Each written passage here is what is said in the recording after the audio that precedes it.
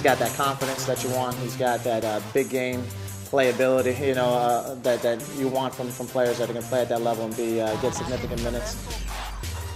Work right here, inside out, tight. The ball handling with the footwork, the drill more specifically that we did today is tailored to being able to jab, being able to rip through it, and just tighten up your footwork. Jay's big on having the up and unders and trying to get the extra advantage because you got to kind of play the angles, tighten up your movements, and that's one of the things that helps speed up your hand-eye coordination along with your foot pivots. 13, 14, right there, and raise.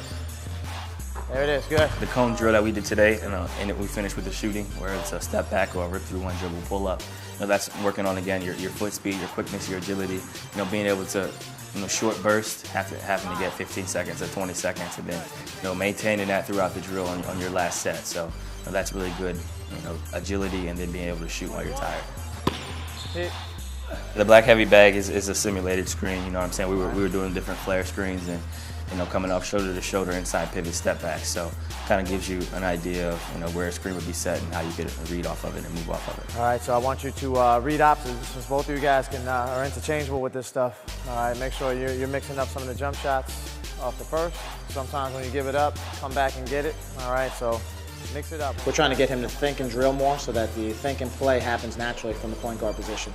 So we'll do a bunch of drills where we get him not only doing the actual drill, but we'll incorporate some kind of read and react stuff to get him to read and react and think quicker, on the fly. Minute 15 left. Get as many reads as possible. He's been great. I mean, that's one of the things about him being a four-year guy at Lehigh. He picks up everything really fast. We just mix it in 4 or 5 different reads. You're coming off with the straight cut, you got the curl, and then you got the pocket pass. So we're mixing in different things like that. Just kind of, thinking on the go, thinking while you're tired, and then getting up shots for about 2 minutes where, both guys are getting different looks that they were getting in the game.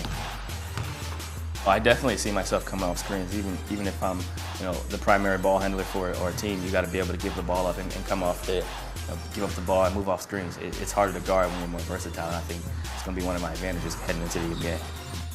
He's a smart guy, and that's one thing you look at in the point guard. Can he dissect things, quickly? Can he figure out patterns? Can he figure out what the defense is running and be able to do that? I think off a pick and roll for him, I think it's going to be an easy transition.